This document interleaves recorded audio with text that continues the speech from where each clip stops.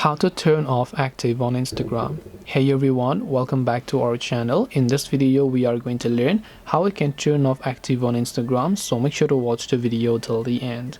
Turning off active on Instagram is very simple. Open up the Instagram application, come to your profile page, tap on the three lines option from the top right and you'll come here. Now Instagram actually changes the layout quite frequently, so today I might say the option is here but tomorrow you might not find them.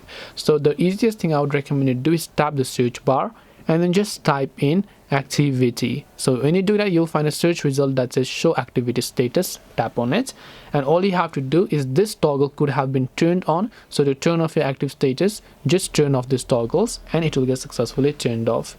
This way you can off the active on Instagram. Hope this video was very helpful. If you have got any questions, then feel free to leave them down below. Thank you for watching till the end and see you soon in our next video.